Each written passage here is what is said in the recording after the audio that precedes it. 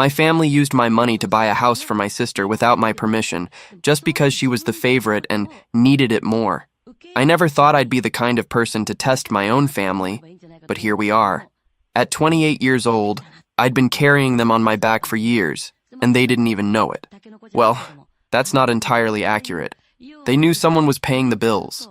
They knew the rent got paid every month like clockwork, that groceries appeared in the fridge, that the lights stayed on and the internet worked, and nobody ever came knocking about overdue payments. What they didn't know was that it was me funding literally everything while pretending to be barely scraping by. See, I'd told them I was an assistant in sales. Some nobody pushing papers and making cold calls for commission. I'd complain occasionally about difficult clients or long hours.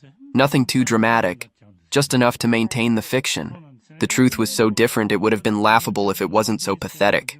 I was a regional manager for a mid-sized distribution company, overseeing 7 locations across 3 states. My salary was $140,000 a year, plus bonuses that could add another 30 to 40 on a good year. I had stock options, a company car I kept parked at my real apartment, respect for my colleagues and subordinates, awards on my office walls.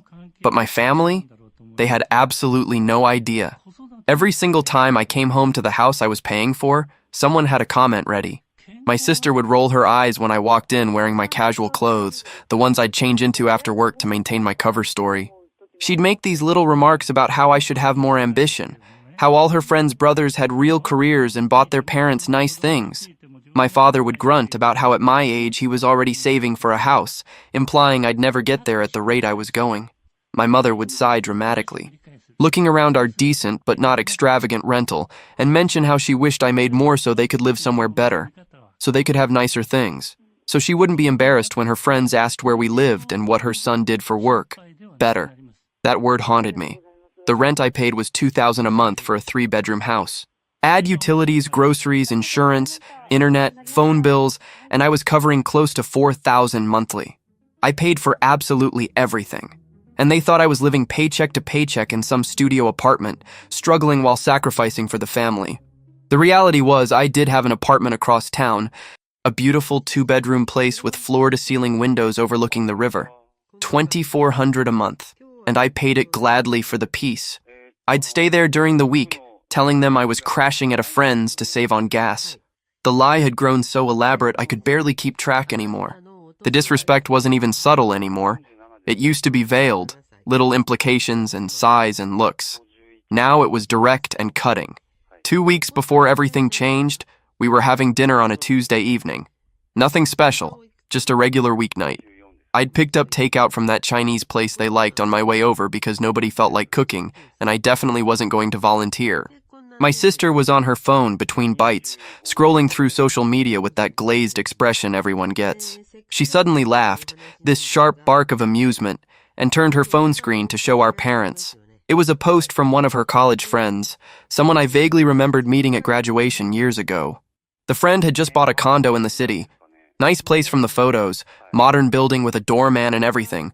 Probably cost $300,000 or more given the location. My sister announced this to the table like it was breaking news, then looked directly at me with this pointed expression I'd seen 1,000 times before. "Must be nice to have ambition," she said, her voice dripping with implication. "To have a real career that actually goes somewhere." She paused deliberately, letting the silence stretch uncomfortable and thick. "She's actually a year younger than you know. 27. Already a homeowner with equity and a real investment. And you're 28 and still," she waved her hand vaguely in my direction, "spinning your wheels in that dead-end job? Making what, minimum wage plus commission?" My father chuckled, this low, rumbling sound of agreement. "She's got a point there. You should really start thinking about your future. Stop coasting along. Maybe look for opportunities with actual growth potential. Your mother and I won't be around forever to help you out." My mother made that face she made when she was disappointed, but trying not to show it, which somehow made it worse than if she'd just said something. Her lips pressed together, her eyes going soft with this martyred sadness. "I just wish you'd work harder, apply yourself more. You're a smart boy. You could do so much if you just tried. If you just had some drive." I sat there with my fork halfway to my mouth, a piece of orange chicken suspended in the air, sweet and sour sauce threatening to drip onto my plate. and thought about the $200,000 sitting in my actual savings account. $200,000. Almost $250,000. I'd been socking away money for 5 years straight, living well below my means despite my substantial income, investing conservatively, building security and stability. I could have bought a house outright with cash if I wanted. Could have bought them a house. Could have bought 3 houses. But why would I, when they treated me like this? When they saw me as their loser relative who had to be tolerated because I contributed my pathetic little paycheck to keep the lights on? Something clicked that night. These people didn't love me. They resented what I provided because they thought it wasn't enough, while depending on it completely. I realized I was enabling this. By hiding my success, I got all the financial burden with none of the recognition. Worse, I got active contempt. I decided that night to run an experiment, a test to see who they really were when given resources and one simple instruction: use them responsibly. Deep down, I already knew the answer, but I needed to see it for myself, needed proof, needed closure. The next day, I opened a new checking account and transferred exactly $20,000, 10% of my real savings, a test fund. When the debit card arrived 3 days later, I held it for a long time. This represented a choice. I could back out, or I could finally know the truth. I activated the card. That Saturday, I called a family meeting. In our household, you didn't call family meetings. So when I texted saying I needed to talk to everyone that evening, the responses were immediate and confused. My sister: "Did you get fired? Finally?" My mother: "Are you sick?" My father: "I told them 6 o'clock. Be there." I showed up at 5:45. The house smelled like my mother's pot roast. She was in the kitchen glancing at me nervously. My father was in his recliner, game volume too loud. My sister sprawled on the couch, phone in hand but tense. The atmosphere was thick. In our family, serious conversations meant bad news. At 6 exactly, I asked everyone to the dining table. My mother turned off the stove. My father muted the TV reluctantly. My sister sighed but followed. We sat in our usual spots. The table was old wood, scratched from years of use. I'd eaten thousands of meals here. Now I was about to change everything. I reached into my wallet and pulled out the debit card, placing it deliberately in the exact center of the table. 3 pairs of eyes locked onto it immediately, like it was magnetized. My mother reached out slowly and picked it up, turning it over in her hands like it might be a prank, like it might disappear if she blinked. She looked at me with pure confusion written across her face. "What is this?" My father leaned forward in his chair, squinting at the card like he could divine my intentions from the numbers printed on the plastic. My sister's expression was skeptical, one eyebrow raised in that particular way she had when she thought someone was wasting her time. I took a deep breath and started talking. I told them that this card represented all my savings. Every single dollar I'd managed to scrape together over years of hard work. I'd been putting aside what I could for a long time, cutting corners, skipping luxuries, being as responsible as humanly possible. The account this card accessed had $20,000 in it. I let that number hang in the air for a moment, watching it sink in. 20,000. To them, it probably seemed like an impossible fortune, more money than they'd ever seen in one place. To me, it was just 10% of what I actually had, but they didn't know that. I continued, explaining that I wanted to give this to the family, to help with all our expenses, to make life easier for everyone, to take some pressure off.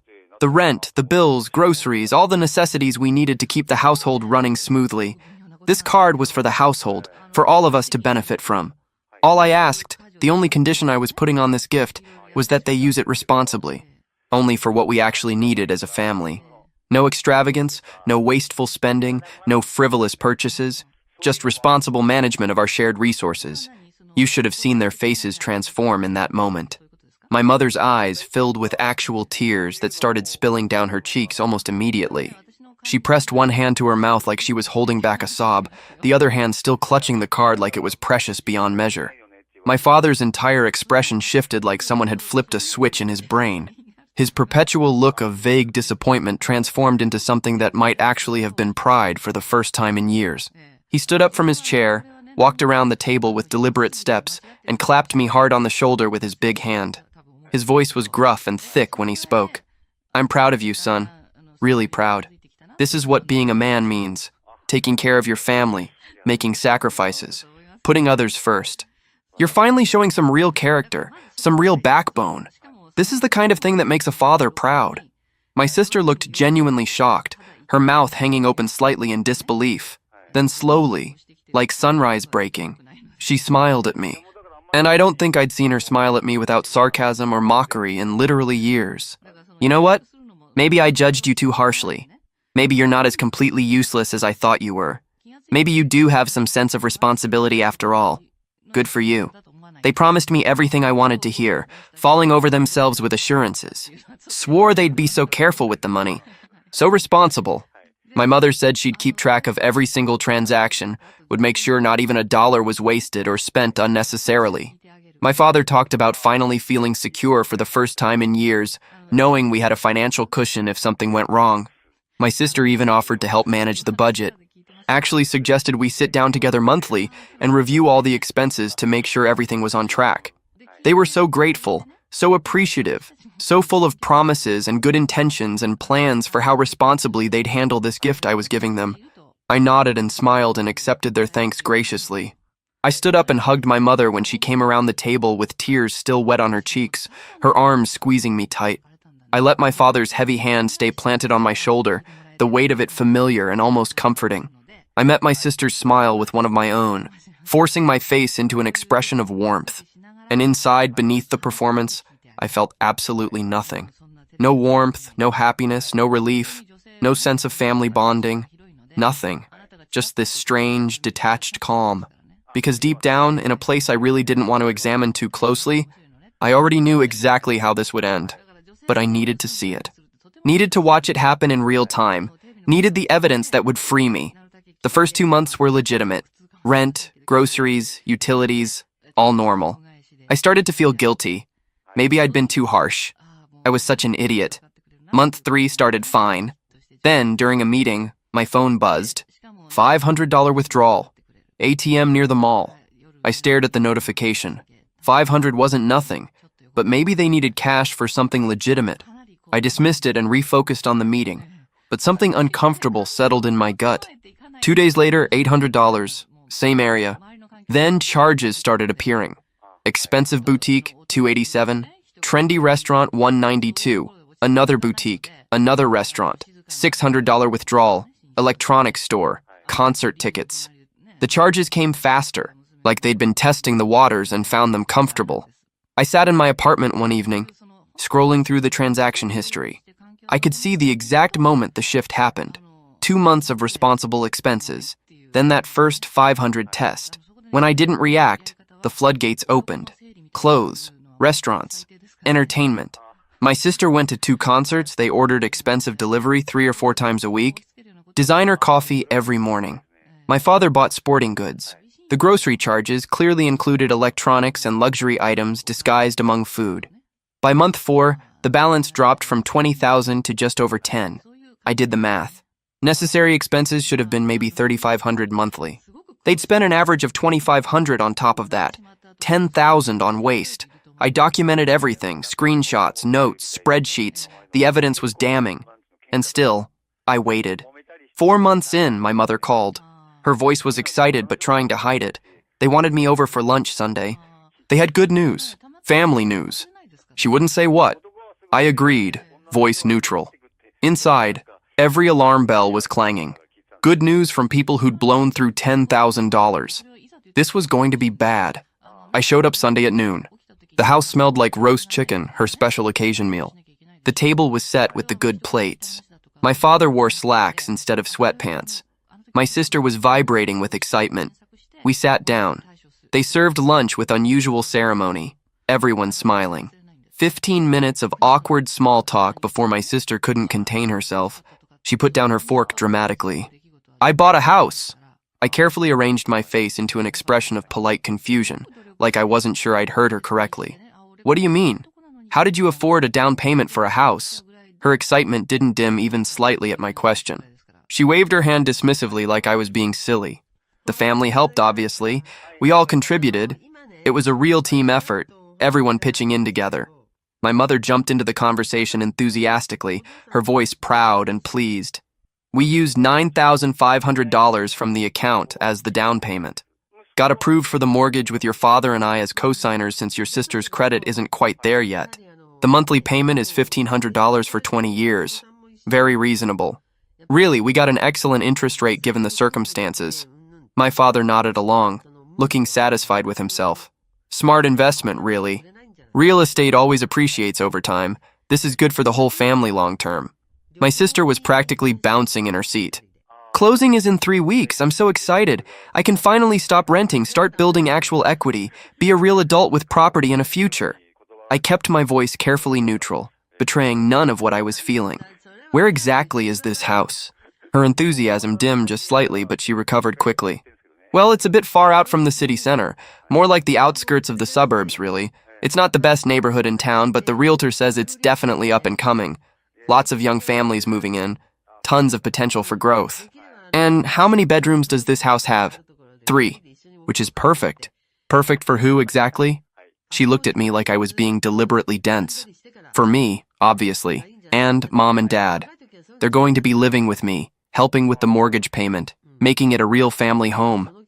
Multi-generational living is actually really popular now. Very trendy. Where will I be living? The question hung in the air for a few beats. Nobody spoke. My sister glanced sideways at our parents. My mother suddenly found her plate fascinating. My father cleared his throat uncomfortably. My sister shrugged, trying to make it seem casual and no big deal. I mean, the house only has 3 bedrooms total, so obviously you'll need to find your own place. But you've been talking about getting your own apartment anyway, right? About being more independent? Well, now's the perfect time. We'll be settled in the house, you'll finally have your own space and independence. Everyone wins. It works out great for everybody. My mother's voice went soft and wheedling, the tone she used when she wanted something. Of course, we'll still need your help with expenses. The mortgage payment is a bit tight for us to manage completely on our own right now. We were thinking you could maybe contribute around $750 a month toward it. Plus maybe help out with utilities at the new place when we get them set up. It'll actually be less than what you're paying now for the whole household here. So really, when you think about it, you'd be saving money. Isn't that great? Everyone benefits. My sister leaned forward across the table, her smile sharp and cutting now. She said something that I think was meant to sound like teasing between siblings, but came out cruel and pointed instead. You're basically broke now anyway, with only like $500 left in that account after we took care of the down payment and everything. But you should be really genuinely happy for me. Proud even. Your little sister is a homeowner now. I have property. I have equity and an investment and a real future. She paused, letting that sink in. Maybe this will motivate you to finally work harder, to actually push yourself and make something of yourself so you can have nice things too someday instead of just spinning your wheels forever. The room went absolutely silent. I could hear the refrigerator humming in the kitchen, could hear someone's watch ticking, could hear my own heartbeat in my ears. I stared at my sister across the table, taking in her smug, self-satisfied expression. Looked at my parents, who couldn't quite meet my eyes but weren't disagreeing with anything she'd said. Weren't defending me or suggesting maybe she was being too harsh. These people had taken what they believed was my entire life savings, everything I'd managed to scrape together. Used more than half of it without asking permission, without even mentioning they were considering it. Bought a house with my money that they fully expected me to help pay for monthly. Told me I wasn't welcome to live in this house my money had purchased. Suggested I should be grateful and motivated by my sister's success. Success funded entirely by money they'd effectively stolen from me, while thinking it left me completely destitute and didn't feel even a shred of guilt about it. Something broke loose inside me. Or maybe it was the opposite. Maybe something finally, after years and years of being bent and stressed and pushed to breaking, something finally snapped back into its proper shape. Clarity hit me like ice water. I started laughing. I couldn't help it, couldn't stop it even if I'd wanted to. It started as a quiet chuckle, but built rapidly into full, genuine laughter that bent me over in my chair. The kind of laughter that makes your stomach hurt and brings tears to your eyes. Every time I tried to catch my breath and compose myself, I'd look at their confused, increasingly worried faces and start laughing harder. My father's voice cut through my hysteria, sharp with confusion and growing concern. What the hell is so funny? This is serious. I wiped tears from my eyes, still chuckling, struggling to get myself under control. Oh man, this is absolutely perfect. This is better than I could have possibly imagined. My mother's brow furrowed deeply. I don't understand. What are you talking about? I took a deep breath, composing myself, and looked at each of them in turn. Really looked at them, memorizing their faces in this moment. You want to know what's funny? That $20,000 wasn't all my savings. It wasn't even close to all my savings. Blank faces. Complete, total incomprehension. I mean, it was 10%. I have $200,000 in my actual savings account, plus another $100,000 or so in retirement accounts, plus stock options worth probably another $50,000 at current value. Dead silence. You could have heard a pin drop in that dining room. 200,000, I repeated slowly, making sure every word landed. And that's not counting other assets. I'm not an assistant in sales. I never was. I'm a regional manager. Have been for 5 years. I make $140,000 a year base salary, plus bonuses that usually add another 30 to 40 annually. That whole struggling sales assistant thing? Complete fiction. Total lie. My sister's mouth had fallen completely open. My father had gone pale, his face draining of color. My mother made this small, wounded sound, almost like a whimper. I continued, my voice calm and steady and almost cheerful. The $20,000 was a test, a deliberate experiment to see if you could handle money responsibly, to see if you were capable of following one simple instruction. Use it only for household necessities. Nothing extravagant, nothing wasteful, just careful management of shared resources. I smiled. And it wasn't a nice smile. You failed. Spectacularly. Comprehensively. I watched you blow through $10,000 in 4 months on clothes and restaurants and concerts and God knows what else. Watched you spend money on everything except actual necessities. And then I watched you take another $9,500 without asking permission, without consulting me, to buy a house that I'm apparently not welcome to live in but am expected to financially support. I stood up from the table, my chair scraping loudly against the floor. I've already rented my own apartment, by the way. Really nice place. 2 bedrooms, modern building with a gym and a doorman, great view of the river. $2,400 a month already paid first and last month's rent plus security deposit. Moving my stuff over there tomorrow. And just to be absolutely crystal clear about this, I will not be contributing a single dollar to your mortgage. Not now, not ever. I won't be helping with utilities. Won't be helping with anything. This arrangement, this whole dynamic, it's done. Completely finished. The room exploded into chaos. You can't be serious! My sister's voice cracked, shooting up an octave. This is insane. This is cruel. You're being vindictive. My father's face had gone from pale to red, anger flooding in to replace the shock. We didn't know it was a test. We thought it was family money, shared resources. I laughed again, shorter and sharper this time. I explicitly called it my life savings when I gave you that card. My savings. But you know what? Even if it had been shared family money, you still spent it without asking anyone. Still made a massive financial decision without consulting the person whose money you were using. Still took what you wanted and expected me to just go along with it. My mother started crying, real tears streaming down her face. You're breaking up the family. Over what? Over money? Over wounded pride? How can you be so cold? I looked at her directly, holding her gaze until she had to look away. You broke this family a long time ago. The moment you decided I was worth less than my bank account. The moment all of you decided my value was purely financial, and even that wasn't good enough. I walked out that night and I never went back. Not once. Not even to pick up the last few things I'd left there over the years. I just walked away and didn't look back. My apartment felt transformed that night. It wasn't a secret hideaway anymore. Wasn't a place I was keeping hidden from my family.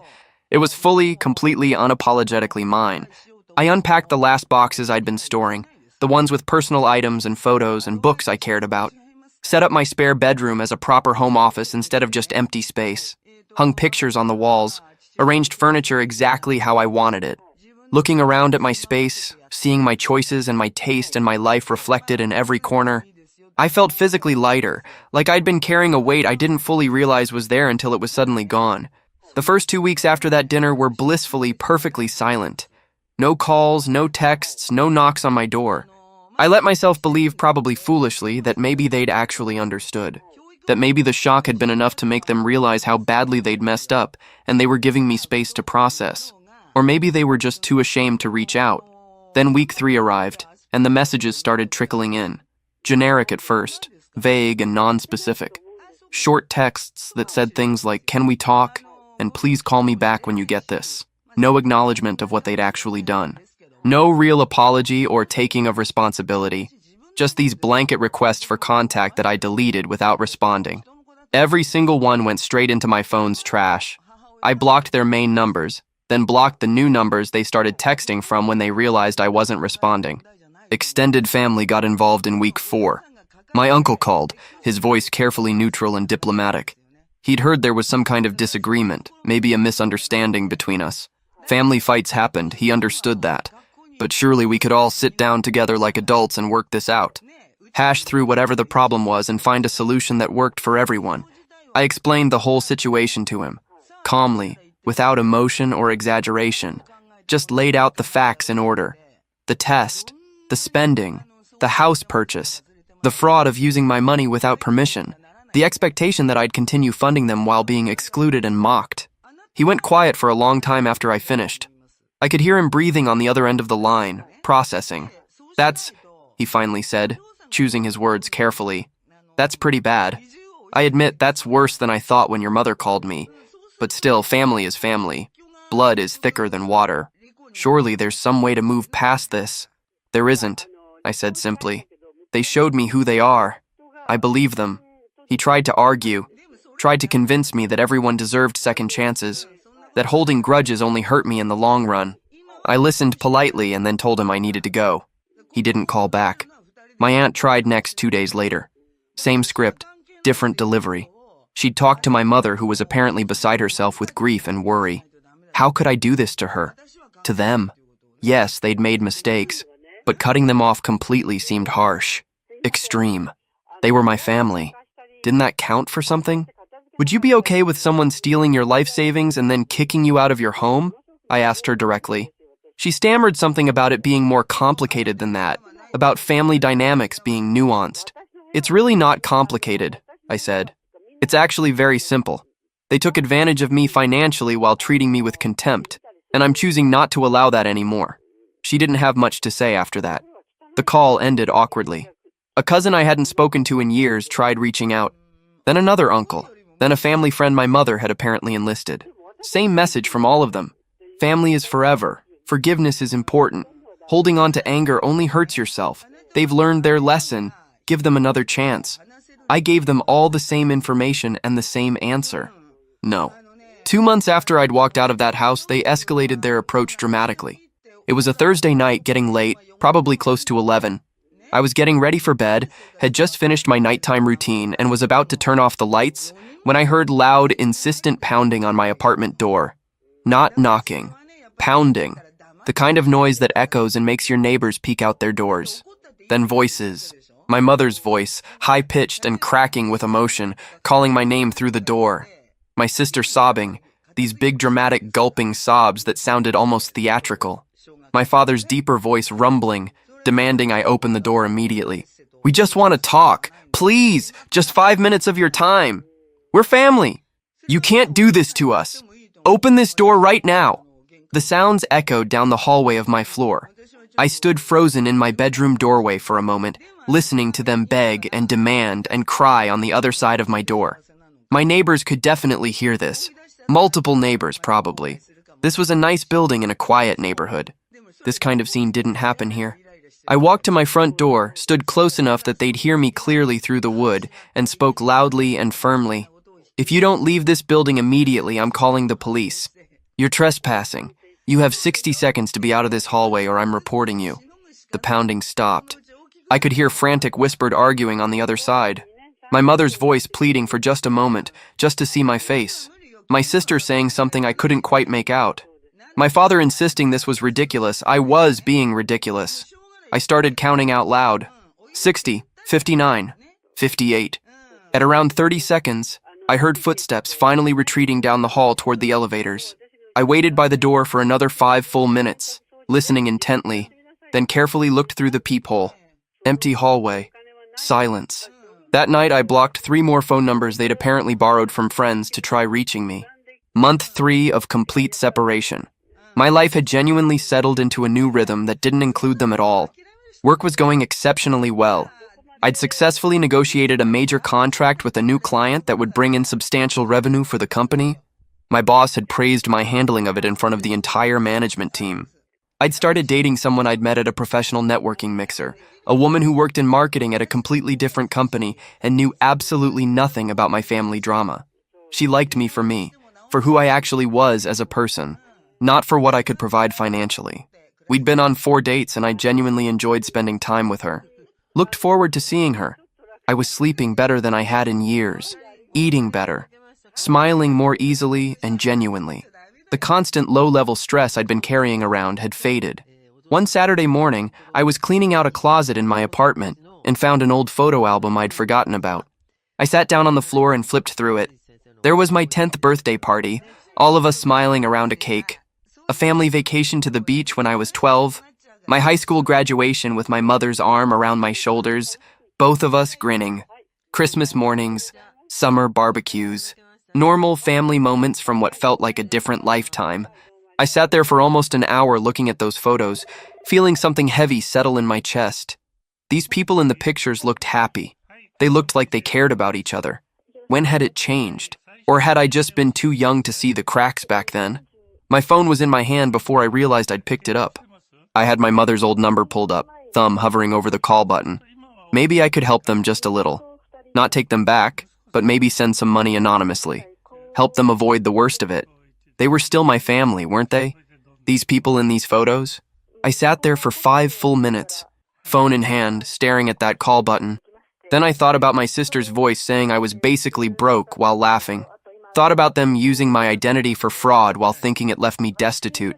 Thought about being told I wasn't welcome in the house my money had purchased. I put the phone down, closed the photo album, put it back in the closet. Those people in the pictures might have cared about me once, or maybe I'd just been too naive to see the truth.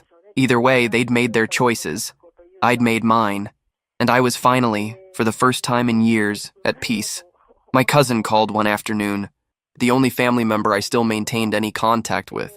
He was careful about it, had promised not to pass information about me back to my immediate family. They're in serious trouble financially, he said. Your sister's barely making minimum wage at some retail job. Your parents can't find decent work. They've missed 3 mortgage payments. The bank started formal foreclosure proceedings. It's not looking good. Thanks for letting me know, I said evenly. You're really not going to help them at all? No. They made their choices. These are the results. He sighed. I figured. Take care of yourself. He didn't call again after that. 2 more weeks went by. I was doing my regular grocery shopping on a Thursday evening, my usual routine. Nothing special, just restocking for the week. I'd grabbed a cart, had a list on my phone, was methodically working through the aisles. I was standing in the coffee section, comparing prices between my regular brand and a new organic option that was on sale, when I saw her, my sister, working register 7. She was wearing a bright yellow polyester vest with the store logo on it, the kind that looked uncomfortable and cheap. The vest was wrinkled like it had been wadded up in an employee locker between shifts. Her hair was pulled back in a hasty ponytail with strands escaping around her face. Dark purple circles under her eyes that makeup couldn't quite hide. She looked genuinely exhausted in a way that went bone deep. I stood there for a moment, partially hidden by the end cap display, just watching her. She was scanning items mechanically, not really looking at customers, not making small talk. Just going through the motions like a robot, her movements automatic and lifeless. I could have left, could have abandoned my half-full cart and walked out, gone to a different store entirely, avoided this encounter altogether, but I didn't. Maybe I wanted to see it up close, needed to witness the reality of consequences. Or maybe I was just stubborn and refused to alter my routine for their comfort. I finished collecting the rest of my items, checked my list twice, and got in line. Register 7. Her register. There were only 2 people ahead of me in line. She looked up as I approached with my cart and our eyes locked.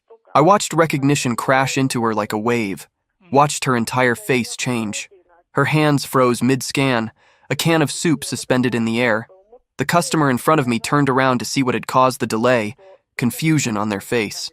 My sister's eyes filled with tears instantly, like someone had flipped a switch. Her hands started shaking visibly, trembling so badly I could see it from several feet away.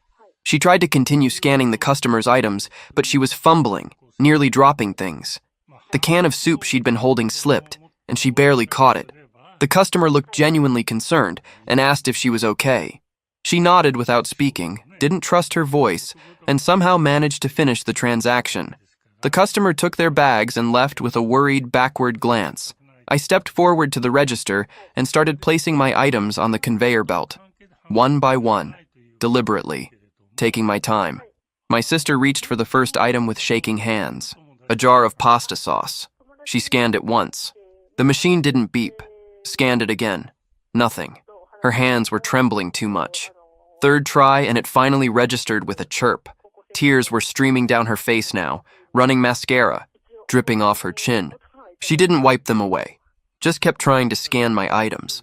Her whole body shaking. She made it through maybe half my groceries before her hands were shaking too badly to function. She just stood there behind the register, crying silently, looking at me with this raw, desperate expression that was begging for something. Forgiveness, maybe, or mercy, or just acknowledgement. I pulled out my debit card, reached over the scanner, and finished running my own groceries through the system myself. Scanned each remaining item, bagged them efficiently. The transaction completed with a final beep. I took my bags, one in each hand, and turned to leave. "Please," she whispered, so quiet I almost didn't hear it. Her voice was wrecked, destroyed. "Please." I walked out without responding, without even looking back. Got to my car in the parking lot, loaded my groceries carefully into the trunk, returned my cart to the corral, and drove home. My hands were perfectly steady on the steering wheel. My breathing was normal and even. I felt calm. Over the months that followed, I tracked their situation through careful observation. My cousin had stopped calling, but social media existed. They weren't careful about their privacy settings. I could see enough to piece together the trajectory. The foreclosure completed in early October. The bank auctioned the house off to recover their losses. The final sale barely covered what was owed on the mortgage. Certainly didn't leave them with any profit or return on that down payment they'd stolen from me. They'd been evicted from their original rental house months earlier when they couldn't make those payments anymore. Having already burned through my money and then trying unsuccessfully to juggle 2 housing payments on totally inadequate income. They ended up in a cheap apartment in one of the worst parts of town. From what I could gather from posted photos and comments, it was a single bedroom or maybe a studio. $400 a month, which was apparently all they could scrape together. All 3 of them crammed into that tiny space. My sister was working doubles at the grocery store whenever management would let her, coming home past midnight and leaving again before dawn. My father had found work doing maintenance and janitorial services at a budget hotel chain, cleaning floors and fixing toilets for $12 an hour. My mother had apparently swallowed her considerable pride enough to clean houses for cash under the table, doing the kind of work she would have sneered at years ago. They'd gone from comfortable middle-class life, from being fully supported without having to think about money, to desperate paycheck-to-paycheck poverty in less than 6 months. The decline was comprehensive and brutal. Then in December, an official letter arrived at my apartment. Heavy paper, bank letterhead, the kind of mail that means serious business. I opened it standing in my kitchen, my morning coffee sitting forgotten on the counter, growing cold. The heading read, "Mortgage Fraud Investigation," in bold letters. I read the entire letter carefully, then read it again to make sure I understood. During their routine post-foreclosure analysis and audit, the bank had discovered serious irregularities in the mortgage application for my sister's house. Specifically, my personal information had been used to verify income and establish creditworthiness for the loan. My salary figures, my credit score, my employment history and verification, all of it forged and submitted without my knowledge or permission. They'd committed actual mortgage fraud, a federal crime, using my identity to secure a loan they couldn't possibly afford on their own. The bank had reported this to the appropriate law enforcement authorities as required by law. Criminal charges were pending against all parties involved in the application. And because my information and identity had been used without my knowledge or consent, I needed to come in and provide a formal statement. I would possibly be required to testify if it went to trial. I read that letter 3 times, standing there in my kitchen with December sunlight streaming through my windows. My hands didn't shake even slightly. My heart rate stayed steady and calm, and I just felt this strange sense of inevitability, like I'd known all along on some level that it would eventually come to something exactly like this. They hadn't just been irresponsible with money, hadn't just been disrespectful and exploitative. They'd committed actual crimes, fraud, identity theft. And they'd done it while thinking it would leave me completely destitute, apparently without a single second thought about the consequences for me or any guilt about what they were doing.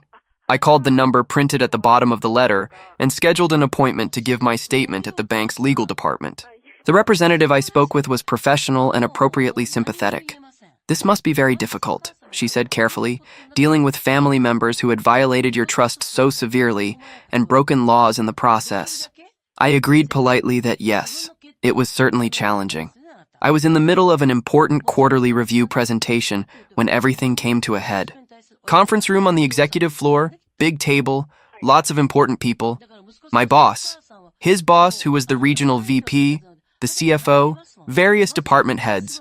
I was presenting our year-over-year sales figures, showing a really impressive 14% increase across all my territories. I had slides, detailed charts, breakdowns of which specific strategies had driven the growth and why. Professional, polished. The kind of presentation that gets you noticed for promotion. I was maybe 20 minutes into what was supposed to be a 45-minute presentation, right in the middle of explaining our client retention improvements, when there was a knock on the heavy conference room door. Unusual. We weren't supposed to be disturbed during these executive meetings unless it was genuinely urgent. My assistant opened the door and her face was pale. Actually pale.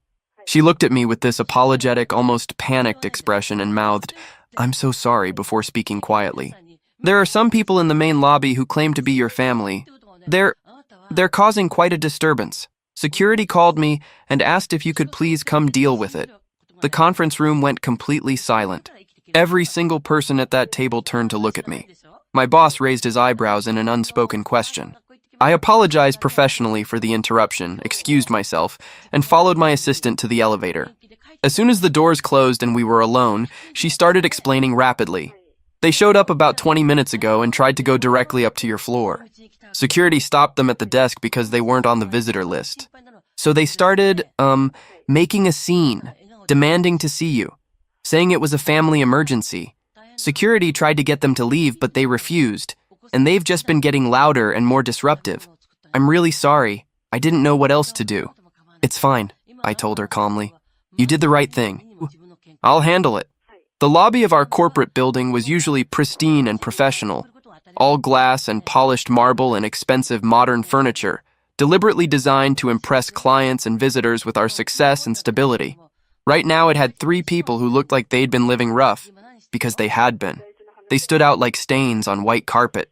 My mother's clothes hung off her frame, too loose, like she'd lost significant weight she couldn't afford to lose. Her hair had gone mostly gray and was unkempt, pulled back messily. My father's face had deep new lines carved into it, his clothes worn and fraying visibly at the cuffs and collar. My sister looked the worst of all 3, pale, too thin, her eyes hollow and haunted in a way that spoke of exhaustion and malnutrition and desperation. Several of my colleagues were in the lobby, pretending to be focused on their phones or their conversations, but very obviously watching. A couple of clients too, well-dressed people waiting for scheduled meetings. Security had positioned themselves strategically nearby but weren't actively intervening yet, clearly hoping I could resolve this without them having to physically remove anyone. They saw me exit the elevator bank and rushed over like I was a life raft in rough seas. My mother got to me first, her hand shooting out to grab my jacket sleeve, fingers clutching at the fabric. "Please, we need to talk to you. Just for a few minutes. Please." The words tumbled out of her mouth in a rush, desperate and frantic. "We're so sorry, so incredibly, genuinely sorry. We made terrible mistakes. We were stupid and greedy and thoughtless, and we know that now. We understand. Please, can we just talk? Just explain ourselves? Let us apologize properly?"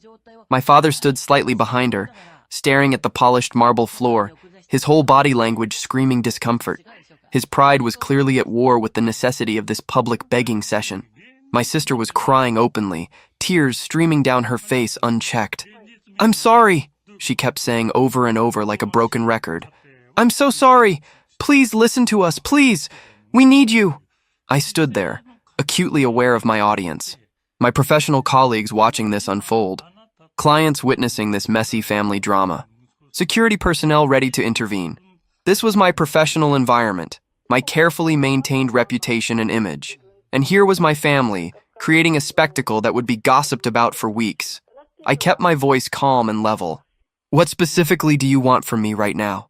My mother stammered, struggling to find words. My father mumbled something about needing to work things out as a family. My sister wiped at her streaming eyes and said they'd learned their lesson. They just needed one more chance.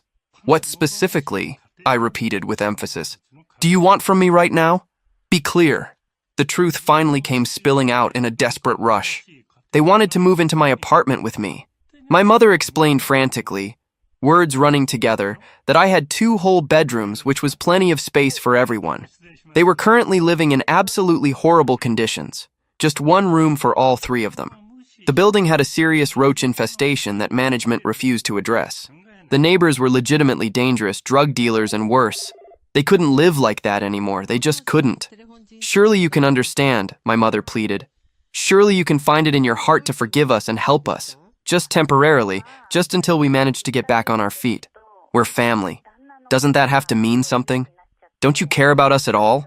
I looked at my mother's desperate, pleading face, looked at my father's shame and humiliation, looked at my sister's tears and desperation. "No." One word, clearly spoken, final. My sister's tears transformed instantly into anger, like I'd flipped a switch in her brain. Her voice rose sharply, carrying across the marble lobby. "How can you be so heartless, so completely cold? We're your family, your actual family. You're just watching us suffer and doing nothing." My father's voice joined hers, volume increasing to match. "You have money. You have space, more than you need. You're letting us live in absolute squalor out of nothing but spite and wounded pride." My mother's voice went up another octave, wailing loudly enough that people across the lobby definitely heard every word. "What kind of son does this? What kind of person abandons their own mother? How can you possibly live with yourself?" They were escalating, getting louder, drawing more and more attention, creating exactly the kind of scene I'd hoped to avoid.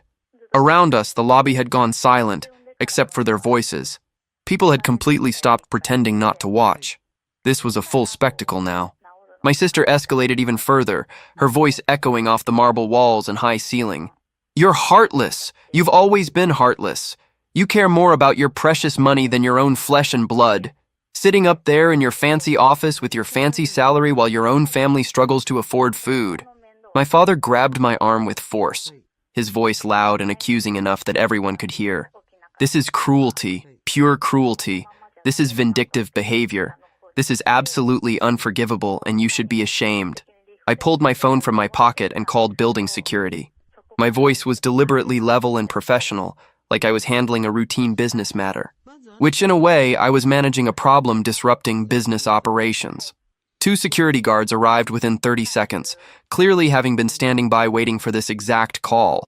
I spoke clearly enough that everyone in the entire lobby could hear me if they were listening. "I need these individuals removed from the building immediately. They're trespassing on private property and harassing employees. I want them escorted out, and I want their names and descriptions flagged in your system as not permitted to return to this property under any circumstances." The guards acknowledged with professional nods and moved toward my family. My sister started actually screaming. Not yelling, screaming. "You can't do this. You can't just throw us out like garbage. We're your family." One guard reached toward my father to guide him toward the exit. My father jerked his arm back violently, and one of the guards immediately stepped fully between us, blocking any possible physical contact. My mother continued her loud, theatrical sobbing, turning to address anyone in the lobby who would listen, making her appeal to the court of public opinion. "Please, someone help us understand. How can a son be this cruel to his own mother? How can he have so much and give us nothing? Please." The security guards escorted them toward the exit doors with firm professionalism, hands on arms, physically moving them along. Their voices echoed through the lobby the entire way, bouncing off hard surfaces. My sister still screaming accusations, my father shouting about what a terrible person I was, my mother sobbing and wailing about her heartless, ungrateful son. Even after the doors closed behind them with a heavy thud, I could see them through the glass still making a scene on the public sidewalk, still arguing with the security guards who were making sure they left the property entirely. I stood there in the lobby for a long moment, very aware of the heavy silence and all the eyes on me, the stares from colleagues and clients and security personnel. Everyone had witnessed that entire awful scene. I thanked the security team professionally, straightened my jacket, and walked back to the elevator. My assistant was there holding it for me, her expression carefully neutral but sympathetic around the edges. I returned to the conference room, apologized again for the extended interruption, and finished my presentation. My numbers were still excellent. My strategies still sound and effective. Business continued. After the meeting ended and everyone else had filed out, my boss asked me to stay behind for a moment. He waited until the conference room was completely empty and the door was fully closed before speaking. "Are you okay? Is there anything the company needs to be aware of here? Any safety concerns we should know about?" I gave him the condensed version. Years of financial abuse and exploitation. Identity theft for mortgage fraud with criminal charges now pending. Complete refusal to accept any boundaries or take any responsibility. Escalating harassment despite clear communication that the relationship was over. He listened without interrupting, his expression thoughtful and increasingly serious. When I finished talking, he was quiet for a long moment, clearly processing. "Setting boundaries is necessary," he finally said carefully. "Even with family, especially with family sometimes, particularly when they've broken laws and violated your trust so fundamentally." He paused, seeming to consider his next words. "I have a brother I haven't spoken to in over 10 years because of some similar issues. Not identical, but similar enough that I understand. Sometimes the healthiest choice, the only real choice, is cutting people off. It's not cruelty. It's self-preservation." I thanked him sincerely for understanding. He nodded, clapped me briefly on the shoulder in an awkward but genuine gesture of support, and we both went back to work.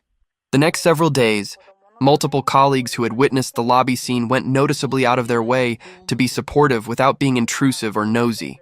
Knowing nods when we passed in hallways, brief touches on the shoulder, casual invitations to lunch that felt like solidarity rather than pity or curiosity. My assistant started bringing me coffee every single morning, prepared exactly the way I liked it, and never once asked questions about what had happened. In a strange, unexpected way, the whole horrible incident had actually increased my standing and reputation in the office. I'd handled an extremely difficult personal situation with clear boundaries and absolute professionalism. I hadn't gotten emotional or defensive. I'd dealt with the problem efficiently and then immediately gone back to work. People respected that. That weekend, alone in my quiet apartment, I found myself thinking about the path not taken, the choice I could have made but didn't. I could have helped them financially. It would have been easy, relatively speaking. I had more than enough resources. I could have paid off the mortgage before it went into foreclosure. Could have set them up in a decent, safe apartment. Could have given them enough money to stabilize their situation and get back on their feet. It would barely have dented my accounts. But that would have just reset the entire toxic cycle, wouldn't it? They would have learned absolutely nothing except that I was an endless well they could draw from whenever they wanted, that there were no real consequences for their actions. The disrespect would have continued. Probably would have gotten worse, actually, since they'd know for certain I could afford to give them more. The fraud might have been repeated, since there had been no meaningful consequences the first time. I would have spent the rest of my life being an ATM with a heartbeat, funding people who saw me as lesser and disposable, even as they took everything I had to give. The fraud charges moved forward. My cousin called one last time with an update. They'd likely face probation and fines rather than jail time. Community service, restitution, criminal records. Their lawyer asked if I'd speak on their behalf at sentencing. I declined. Speaking for them would betray myself. The holidays came. Thanksgiving with my girlfriend's family, Christmas with friends from work, New Year's Eve alone with a good book. For the first time in years, no obligation or guilt, just peace. My apartment stayed quiet. I decorated how I wanted, bought nice furniture, cooked elaborate meals. The tension I'd carried for years slowly unwound. I still saw occasional updates. They were surviving. All three working multiple jobs. They'd moved to a slightly better apartment after several months. My sister eventually got her own studio. My parents downsized to a one-bedroom. They were learning to live within their means. Several months later, my girlfriend moved in. We started talking about buying a house together. My career continued thriving. I got promoted to senior regional manager. I had genuine friends who valued me as a person, colleagues who respected my work and abilities, a partner who loved me for exactly who I was. I had peace, real, genuine peace. I'm not a bank. I'm not a resource to be exploited. I'm not an ATM or a safety net or a backup plan. I'm a person. A complete human being with value beyond what I can provide financially to others, and I'm finally truly living like one.